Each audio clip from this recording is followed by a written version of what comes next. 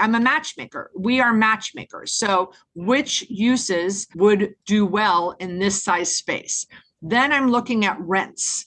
So in my properties, I'm in the high rent district. So I'm not going to go talk to, I posted a picture the other day of bins, like, where you been? I think the store was called Where You Been, and it's bins. Okay, they can't pay any rent. So I'm not going to go prospect them. So you have to understand who, if you have high rent paying properties, you've got to go prospect high rent paying prospects. Your network is your net worth. Come listen to some of the most successful people I know share invaluable knowledge, stories, and advice in real estate, business, and beyond. This is Weiss Advice. Whether you want to take your business or personal life to the next level, look no further. Welcome back to another episode of Weiss Advice. I am your host, as always, Yona Weiss. Grateful to be here today with another amazing guest. We have Beth Azor. Excited to have the one and only on the show. How you doing today, Beth? I'm doing great, Yona. Thanks for having me. It's my pleasure. I mentioned to you earlier that when I launched this podcast a few years ago, Barry Wolf, who's a mutual friend of ours, had mentioned that you should come on the show. And Barry was actually one of the first guests in the first 20 episodes of the podcast. And here we are a few years later. I'm grateful to finally make it happen. For those of you who don't know, Beth, she is the Canvassing Queen. Now, before we get into anything, for our listeners who don't know anything about anything, what is a Canvassing Queen? I thought you might be an artist when I first saw you, Yeah, like Queen Latifah, a canvassing queen. So I canvass a lot. I've probably canvassed over 20,000 hours.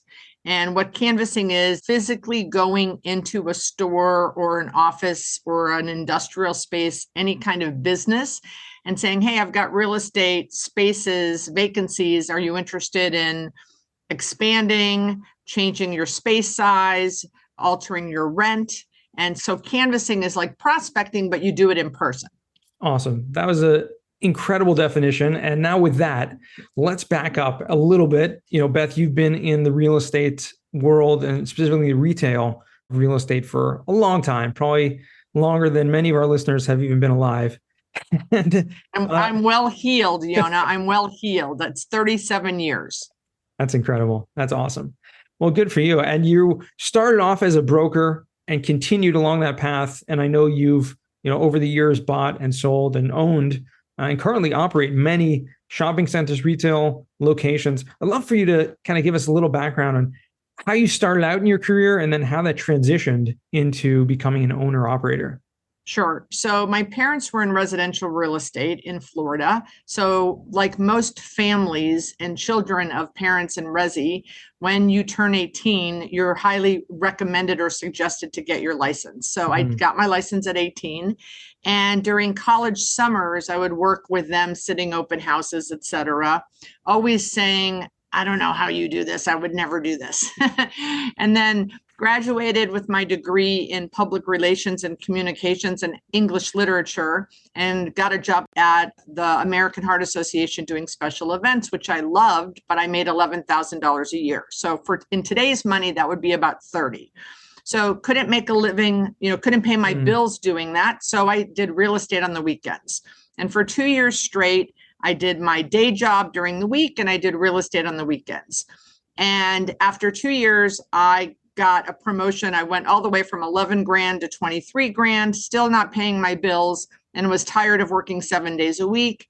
And my executive director, God love her, pulled me into her office one day and said, Beth, we love you, but your ambition exceeds us. You should probably just go volunteer for us as, to be on the board of our not-for-profit and go do this real estate thing full time. So I did. I transitioned into that side hustle I had. I did that full time. I hated it because it was residential. I went from working 7 days a week with a job I loved, doing this side hustle on the weekends, making good money, but doing it full time. I was very depressed. And I said, oh my gosh, I sold out to the man, right? Like I gave up for money. And someone said, you should get into commercial real estate. And I said, gross, selling land? That's what I thought commercial was. Right. That's even more boring than this. And they said, no, there's this thing called leasing. And developers build shopping centers that have grocery stores, and they have space next to the grocery stores. And you put in the bagel shop and the nail salon and the insurance office, and you help people achieve their American dream. And once you do that, you're invited to every baptism, bar mitzvah, wedding. You become part of the family. I'm like, sold. Where do I find that? And I said, there's this company in Miami called Terra Nova, and they train leasing agents. So you should call there. So I called there and I said, who's in charge of your training program? And they said, this woman. And I said, and it turned out she had gone to college with me and was in my sorority. Wow. So she picked up the phone and she said, you're hired, just come meet the boss. We had 11 people. I was there 18 years. I grew through the company. The last 6 years there, I was the president of the company. When I left in 2004, I was a single mom of a 4-year-old, and I couldn't be the president of a company with 150 people anymore. So I left to buy deals on my own account. I had been an LP with him, I think 7 or 8 times. And I was kind of ready to go. First of all, I was ready to be a mom. I didn't want to be a mom. I had my son at 40. So here I am at 44, and my live-in nanny's is basically raising him. So I said, this is not how it should be. So I kind of semi-retired, and I said, I'll just go buy a deal every other year. That was my goal. And the phone started ringing with companies saying, hey, you've been training leasing agents your whole life. Come train or coach our leasing teams. So now I started another side hustle, which was training and coaching leasing agents how to fill vacancies. And I bought deals. I bought and sold a bunch of deals. I currently own 5 shopping centers with partners, with loans, but they're valued at about 80 million. That's amazing. Wow. Okay. So that was an incredible kind of recap of 37 years, right? In like 3 minutes. Like, yeah. You got it down. I've had practice telling that spiel. You certainly do. And I want to kind of break down a lot of that. And there's so much knowledge that you've gained and experience over the years in this industry. And you've seen more than most people in terms of, trends and things that are happening. And especially with retail, you hear so many things going on in the media, and not to be the case. What's really happening on the ground. Now, you've been in South Florida. Is that the only place? I know the answer to this, but I'd love to kind of hear the only place you've invested, and kind of what markets have you been drawn to in general in terms of the retail markets? Yeah. So as a GP, all the 5 assets I own currently are within 10 minutes of my house. So I drive by them every day when I'm not traveling. I have invested with other people in LP positions. I have a friend who I invested on the border out parcel in Dallas, Texas. But anything I do, I'm kind of a control freak. So I like to be able to get to it. If I can't get to the property within 30 minutes, I'm probably not going to be the GP. I'm happy to look at friends' deals around the country, and it's mostly retail. I'm also an LP in an industrial deal in Tampa, Florida, which is about 4 hours from where I live. So I'm fine investing in other people's deals, but if I'm running the deals, I like to have control and be in a very close proximity. That makes a lot of sense. And I remember you posting once and sharing a lot of stories, which you are incredible at. By the way, anyone who's listening to this, who's not yet following Beth on social media, whether it's LinkedIn or Twitter or wherever, Instagram, you got to, because she's just not only the canvassing queen, but the storytelling queen, I would say. And you should add that to your title, because having so many experiences is one thing, but being able to tell over the story of the deal and how it came down. I mean, meeting a prospect and, finding the right space for them and et cetera. You got so much under your belt.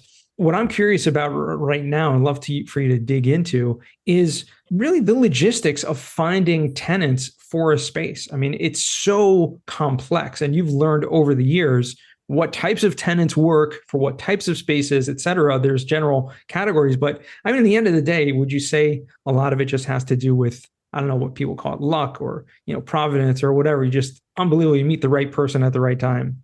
So I would say that our businesses, and I think in any selling business, it's art and science. It's a combination, right? So what the first thing is, and we'll just talk about retail because that's really 98% of what I do, is the first thing I do is I look at a vacancy or many, and I say, who's my target use for this specific vacancy? So I have to look at many factors. The first thing I have to look at is income in the area, because if I'm in a lower income area, I might want a check cashing place or an H&R Block. If I'm in a higher income area, I might want tutoring or Edward Jones Financial, right? It has a lot to do with the income of the area. We're not going to put a check cashing in an income area where it's 150 household income, and we're not going to put a tutoring place in an area where it's $30,000 of income, right? So income is the first thing I look at. The second thing I look at is the size of the space, because if I have a Party City moving out and it's 7,900 square feet and they're going across the street to 20,000 and I couldn't accommodate them, I need to backfill that 7,900. Well, I'm not going to be thinking a nail salon, right? So I'm going to be thinking a bike store, a patio store. So I'm identifying, I'm a matchmaker. We are matchmakers. So which uses would do well in this size space? Then I'm looking at rents. So in my properties, I'm in the high rent district. So I'm not going to go talk to, I posted a picture the other day of bins, like, where you been? I think the store was called Where You Been, and it's bins. Okay, they can't pay any rent. So I'm not going to go prospect them. So you have to understand if you have high rent paying properties, you've got to go prospect high rent paying prospects. And then alternatively, if you have a situation where you can do low rent deals, then you're probably not prospecting someone that can pay 50 or 60 bucks a square foot, because they're not going to want to be where the rent's free, or very low CAM only deals. So size of the space, income, and rent ability to pay rent are probably the first three things. So once you've identified the income, the size of the space, and rent, now you create a list. And so, for example, in one of my centers, I have a salon. My tenant, unfortunately, his wife who ran the salon passed away. Very sad. So now I have a former salon space. So I'm targeting a salon. I'm targeting brows and lashes. I'm targeting IV, like B12 IV injections, which is a new thing. Interesting. And barbershop. Now, except for the barbershop, the others can pay very good rents. The barbershop, I like the use, but they can't pay as much. I might decide, because it brings a different customer to my shopping center, maybe I'd take a little bit less if it's a great barbershop. But those are the 5 uses that I'm out focusing on. So what I'll do is I'll Google, and blow dry bar is the other one. So last week when I'm out of town this week, but last week when I was home, I was like, I Googled IV injection places, like they're called all kinds of different names, restoration, all these things. So IVs, and I did blow dry bars, and I got a list of 50 prospects. And I had 2 kids shadowing me from university, and we went out and we hit all 50. And that's called target canvassing, where you're going to specific businesses. Now, while I go see the blow dry bar, if next door is a barber shop, and that wasn't my intention that day, but I peek in, it looks good, I'm going to go in there. But I'm not going to, and I may look at the rest of the shopping center and say, oh, look, there's a bike store and I have a 2,500 square foot space also. Let me stop in the bike store. But I'm not going to go canvass all the centers on that intersection. I'm going to stay on my target of use specific. So once you do that and you go meet all of those targeted uses, you're going to have people that are interested. You leave a flyer. And then when we get back in the car, if we've met the gatekeeper and we haven't met the owner, then we DM on Instagram or Facebook, hey, blow dry bar owner, was just in your store, left a flyer. I have a former salon space. And then I give some, it's on University Drive, 65,000 cars, just a little bit of tidbit. If you're interested in expanding, let me know. So now, and usually when you DM them on Instagram and Facebook, you get right to the owner, the gatekeeper's removed. So now I've stopped in the space. I like this space because sometimes I'll walk in a space and go, I don't want this tenant. Now I'll still be respectful. Like they see me in there. I won't walk out, but I'll talk to them, but I probably won't DM them because it's not someone that I want. So that's how it works. And then, in sales, it's a numbers game. So if I do, 300 of those every 2 weeks, I already have, when I get back next week, I have 5 showings for that salon space based on the 30 that I prospected last week. That's with awesome. Those students. That's amazing. So by the way, for anyone listening to this, you're just like as fascinated as I am with all of this, Beth has a podcast also. It's called Retail Leasing. So you can learn all about all the tips she's talking about today, more details about how to do canvassing, how to learn these best practices. I mean, it's gold. You go in, you canvass, you're focused, the right places to go into, and then the follow-up, which is key, and the right way to follow up. Like you said, I would have never thought okay, DM them on Instagram. Like most people were thinking, okay, call the number, send an email, maybe a text or something like that. But that they're going to be answering, the direct owners are going to be, using their Instagram accounts. So that's fascinating. And are you finding any trends in general in the retail space right now? You talked about this IV, this restoration thing. I'd never heard of that, to be honest. Yes. Yeah, but I mean, you walk in and they all got needles in their arms. Crazy. It's a little disturbing, but and I thought when I went in there, I thought my properties are across from a college. So I said to the owner, and I'm across from a college because I'm thinking their clientele are kids that, are hungover. And they go, oh, well, that's really not our client. And I went, oh, it's not? And he said, no, because that's where I saw it. I saw it. The first time I saw it was in Vegas. That's the first time I saw one of them. And then I saw them on other college campuses. So I just thought drunks. Okay, this is your customer. He said, our average customer is 35 years old and who like workaholics that have disposable income because it's not cheap. I think it's $25 for, a 10-minute B12 injection. So you need to have some disposable income to have, some membership to go in there every other week. Wow. But other trends, a new hot trend going along with this, I say that the new retail uses since Amazon are the 4 F words. Don't worry, don't worry. Okay. So it's fun, fitness, physicians, go with me there, and fixing oneself. So fixing oneself is B12, cold plunges, infrared saunas, stretch zones, meditation, all these things that are more personal care. So I went to Twitter. I said, I need an F word for personal care. I got all kinds of great ideas, but someone said fix. And I said, oh, that's right. Fixing oneself. Yeah. So those are the trends that I'm seeing. And I mean, food is obviously food is always a trending, right? But there are different types of foods that are becoming more popular, in different locations. And you said your shopping centers are in close proximity to college campuses.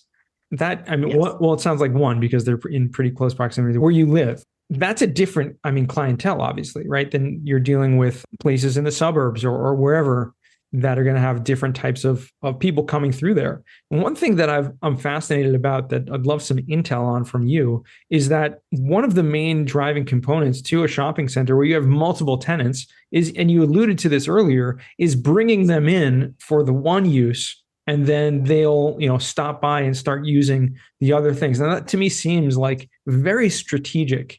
How does one even learn that discipline of knowing, what people are coming in for? I mean, are you using tools, or has just been your experience and all the years?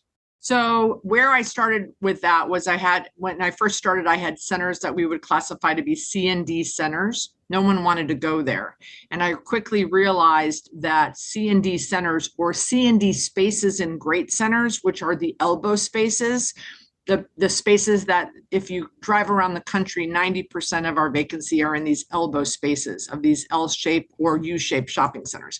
So I realized that I need tenants to go in those spaces or those centers that are destination oriented, that someone's going to drive by 4 other centers to go there. And those are tenants and uses that are membership based, right? Daycare, gymnastics, they're medical, where you want to go to your podiatrist, to your pediatrician. Mm-hmm. So those types of tenants that are destination based, they don't really care where they are because they're destination based. They care about a lower rent.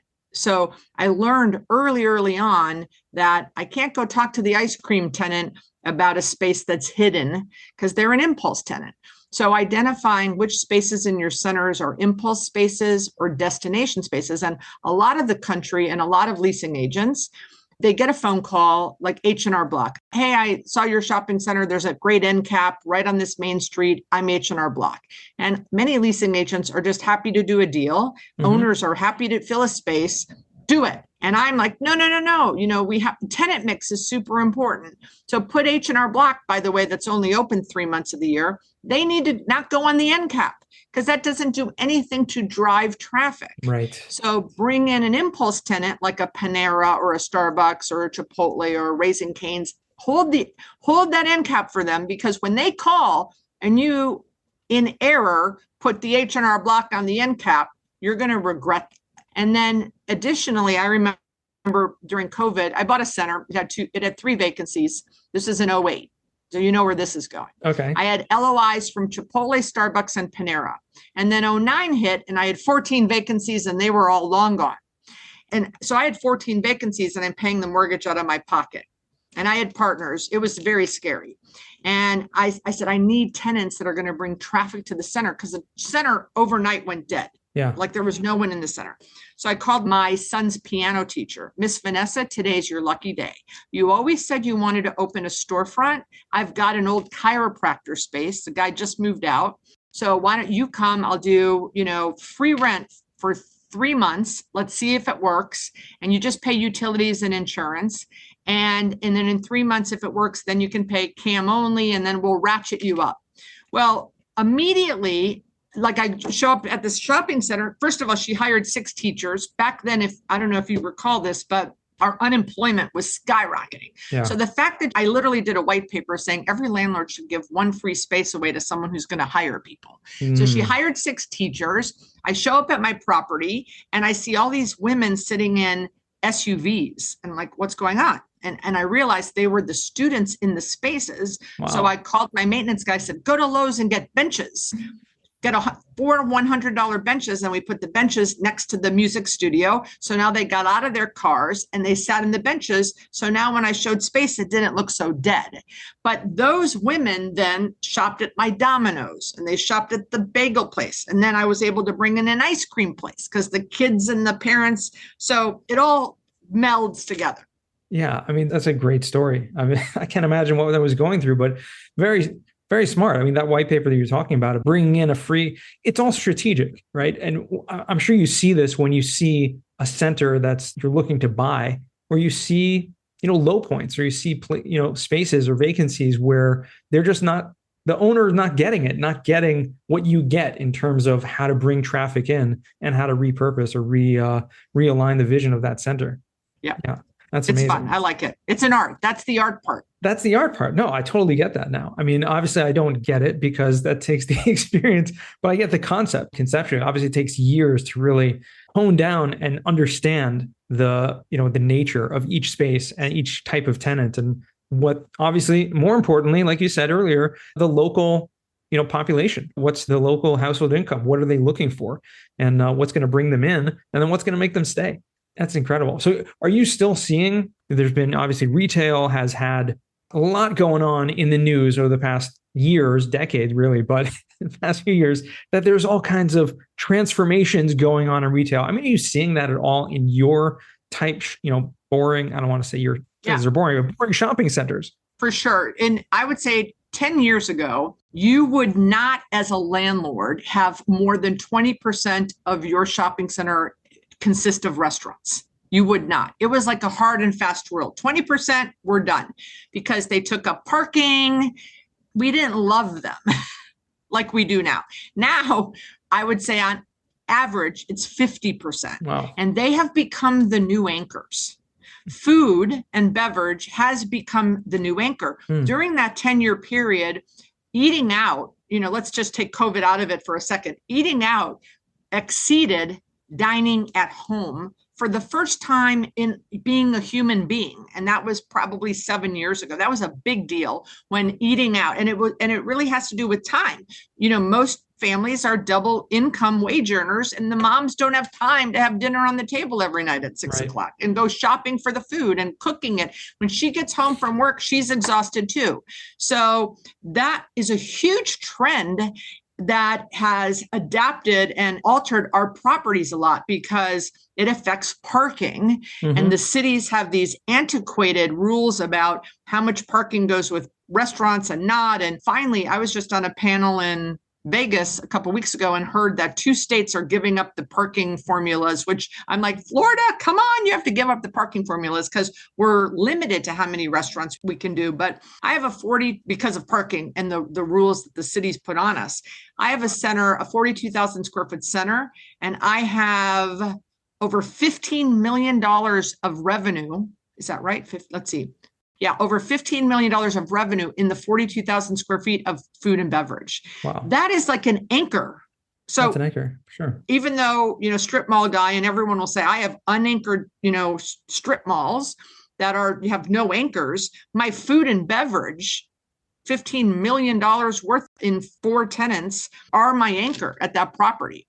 So that's been a huge change in the last decade. There was a little blip with COVID when, we all were stuck at home, but restaurants survived. The restaurants that adjusted and got apps, and, I called all my restaurant tenants on March 21st and said, go out into the parking lot. Like in the parking lot, put up tents. I'll talk to the cities, cook your food and get it out in the parking lots and do outdoor seating. So the Shake Shacks of the world and the Chipotles of the world, we're never going to do drive-thrus. Now everyone's doing drive-thrus because they all learned during COVID that they add 30% to their top line. So let's keep those drive-thrus. So our drive-through rents went up 30% and are still holding at that. That's incredible. What did the anchors used to be, or what are they alternatively to what? Clothing. So in a decade ago, or 15 years ago before COVID, right? Not COVID, before Amazon, right? Our anchors we'd have a linen concept and there'd be 3 of them: Bed Bath, Linens and Things, and Linen Supermarket. Amazon. We had pet stores, Petco, PetSmart, and Pet Supplies Plus. They're still around. We had baby stores like Children's, Baby Superstore, and toy stores, Toys R Us, bookstores. We had Barnes & Noble, and we had Borders, and we had Books A Million. A lot of these retailers, these commodity retailers, have gone by the wayside because of Amazon. We had Best Buy, Circuit City, and, BrandsMart. So, so where we had, if we wanted a bookstore and we wanted a linen store and we wanted a pet and a toy store, our developers had a choice of 3. We're pretty much down to 1. Best Buy is the only appliance. Linens is now gone with Bed Bath demise. And we still have Ross and TJ and Marshalls and now Burlington. So clothing has stuck around. It's less of a commodity probably because people want to try stuff on. Right. But books, so those were our anchors before, and our anchors have disappeared because of Amazon. And it's probably more focused. I've heard this so much in the past, and maybe it's cliche, but like the shopping experience has to be more experiential. But to break that down, what that actually means to me is that you actually want to go to a place because you need to go there, right? You need to get your hair cut in a place, or your nails, right. Your nails. I wasn't going to say that, but you need to get your nails done in a place. You can't do that on the internet. You can't do that with Amazon. So there are still going to be certain commodities. Obviously, food is another great one there. Even if it's takeout, or even if it's, they're getting Uber Eats or DoorDash or whatever it is, the tenant is still there. COVID did help all of us because we all realized we do want to be with other people. We might not have thought that before COVID, but I think it's pretty much a done deal that people want to be with people. And the amount of entertainment concepts that are swirling around now. So I posted this recently too about how there's this thing going around. I have a 22, almost 23-year-old and a 20-year-old, and they don't drink. Now, when I was 22 and 23, I was drinking, but there's this whole thing about alcohol-free in 23. This generation that is, it spreads like wildfire. All my kids' friends, they're not big drinkers, but they still want to get together and socialize, but they don't want to go to a bar and stand around and drink for 3 hours. So this whole competitive socializing is this new trend where you have the axe throwing and the top golf and the putt and the escape rooms and, those kinds of concepts. And the trend is called competitive socializing, where they can go and have their iced tea and they can socialize with their friends, but pay to be there. Yeah. It was like bowling and back in my day, right? I love to bowl. I was in bowling leagues in Wisconsin where I grew up. That's amazing. Finally, before we jump into the final four, because time has flown here, I do want to kind of give you another little shout out here, because you mentioned kind of in passing earlier that you had done some, training as well, leasing. And you're still doing that to a certain extent, right? Can you tell me a little bit and our listeners what that is besides for your podcast and your YouTube channel? Yes. So companies like Kimco, Brixmor, Phillips Edison, some of the larger companies, and then some family-owned companies, they call me and they say, hey, come to our office. And we just hired 4 kids out of college and they're going to be leasing agents for our portfolio. We want you to, I have a 3-hour kind of a classroom, something like what we've talked about here. And then I take them out in the field and I take them canvassing. And when I do it at headquarters, like at these larger companies or these family companies in their local cities, we canvass for their assets. When sometimes once a quarter, I'll do it in South Florida, where it'll be a one-off situation. Like someone has one leasing agent and they send them to South Florida, and I usually cap it at 6 people. And in that case, we canvass for my assets. So I get the benefit. For sure. So those are I call them my rock star to superstar workshop. So for 3 hours, we talk about the tenant mix, all the stuff we talked about here, and then we go canvassing in the afternoon. So that is what I was speaking about. And I still do it. It's probably 10% of my world but I love doing it. I would think I was a teacher in another life. Yeah, for sure. And you clearly, we can see, and everyone can perceive that you clearly have fun with what you're doing. You clearly love it and it comes through. So keep that up.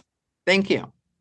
Why would you do anything you didn't love doing? Well, that is I'm question. 62. I'm going to only do things I love to do. Well, good for you. But again, that's something you've continued to do for a long time. But sadly, there are plenty of people who are doing things that they don't love to do. And maybe they just haven't found the right thing yet or haven't looked for it. Yeah. We're definitely blessed to be able to do things. We could do a whole podcast on that, Yona. And I think maybe we should. That's actually a great idea because it's something that needs to be heard. So yeah, definitely. Let's do that. But we're going to jump to what we call the final four right now, Beth. The first question is, what's the worst job that you ever had? Oh, I cleaned a hair salon on Sunday mornings. The hair was everywhere in the toilets. It was gross. I'll never forget it. I did that for probably about 3 months. It was good money, though. I remember they paid me $50 to clean the hair salon, but I absolutely hated it. Wow. Yuck. Okay. Second question. What's a book you've read that's given you a paradigm shift? I love reading. There's so many books. I'm reading one right now. I'm just going to have to do like recency bias, but I'm reading 10x is easier than 2x.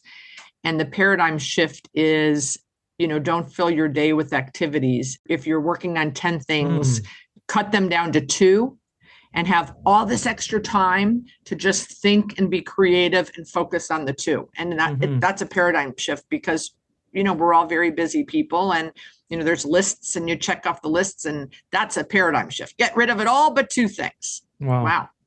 Chop it down. Yeah, absolutely. That is incredible. A concept. Okay, we're going to check that out. So the book is called From 10x to 2x? It's called 10X is Easier Than 2X. 10X is and it's easier. Benjamin Hardy and Dan Sullivan. Okay. I'm listening to it, and I'm actually made a note to get the hard copy because there's like homework in it. And when you're listening to it, I can't. Sure. Yeah, they authored together also Who Not How, which is another great book that's been mentioned on this podcast a lot. Which actually someone this week sent me a hard copy. I listened to it on the audio, and then someone sent me the hard copy of that this week. So I'll be able to reread it inside. Third question, what's a skill or talent that you would like to learn? Oh, I love to sing, and I have an awful voice, and I love to sing. So I would love to have a great voice that I could just wow people at karaoke. That's awesome. I don't care. I do the karaoke anyway, and everyone's like, oh my God, get her off the stage. That's amazing. What's fascinating to me, this is crazy, is that you are the third person in a row that has said singing on this and that I've interviewed this week. So that's awesome. It's usually something random, but yeah, that's great. Well, good for you. I hope you succeed with that. And I hope for everyone else's sake. I don't think so. Exactly. So now I just turn off the mic and I have a good time all by myself. Fourth and final question. What does success mean to you?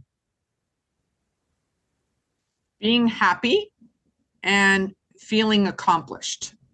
That's what it means. I like to accomplish my goals, but more importantly, I like to be happy, and I love to give and make other people happy. So that's what success is. Love it. Love it, Beth. That's awesome. Finally, where can our listeners find you or reach out to you if they want to? So Twitter, LinkedIn, Instagram, or my website, Beth Azor. It's just Beth Azor. Just find me at any of those places. I'm pretty accessible and I'm pretty responsive. Wonderful. Well, we'll make sure to put all that in the show notes. And it's really been a pleasure. I'm so grateful that we're able to finally make this happen. And it was well worth the wait. Let's just say that. Thanks, Yana, for having me. And to our listeners, thank you guys for joining all the way to the end once again. And remember, the best advice comes only when you ask. Real quick, I have one question for you. Did you like this episode? If you did, I want to ask you a huge favor. See, the biggest thing that helps this podcast grow and that will spread this message to the whole world is that if you leave a review, a rating, and subscribe to the podcast. What that does is it basically tells the platforms that this podcast is out on is that you like my stuff and I'm doing something right. So take a few seconds out of your day, hit that subscribe button, leave a rating or review. I would be extremely grateful. Also, I want to hear from you guys. So I want to hear some feedback. If you have any questions for future episodes, please find me on LinkedIn, send me a DM, connection request, Yona Weiss, and I'd love to hear from you.